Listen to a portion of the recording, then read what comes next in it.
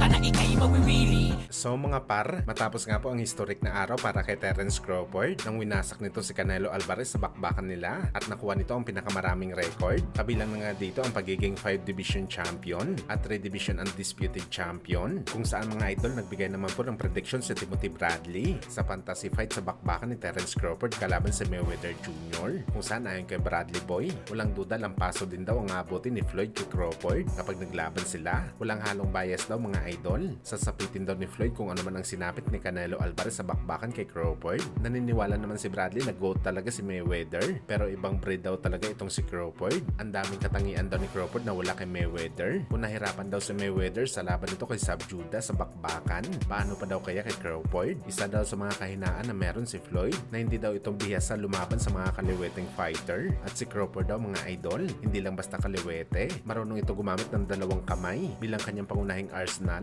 Kung sa tingin ba ng mga fans mga idol na hindi hirap si Floyd na lumaban sa mga kaliweteng fighter, bakit daw nito hindi nilabanan si Manny Pacquiao sa kanyang kalakasan? Pinatagal niya pa ang laban. Kaya walang duda si Bradley Boy, nawasak talaga si Floyd kay Crawford.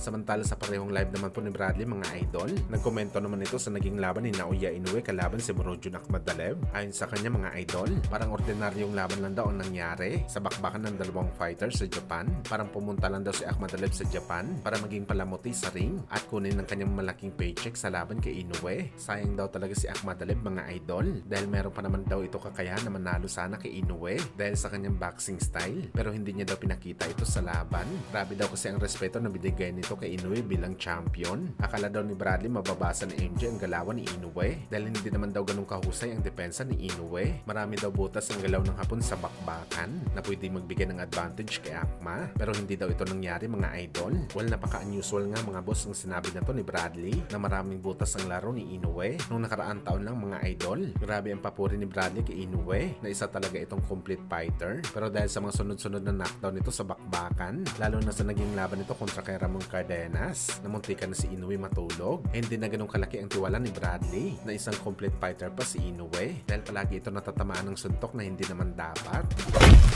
Sa kabilang banda naman mga idol, marami nga po ang mga boxing site ang naglabas ng poster ng bakbakan ng ating pambansang kamao Manny Pacquiao kalaban si Rolando Romero para sa WBA title fight, kung saan mga idol, tuloy na daw ang bakbakan nila sa pay-per-view sa December. Well, ito naman ang sinabi ni Pacman mga idol na sa buwan ng December ito babalik sa bakbakan, pero abangan pa rin natin mga idol ang official announcement sa PBC mismo dahil sila ang promoter ng laban. Malapit na mag-October mga idol kung mag-uumpisa na si Pacman ng aktual na training.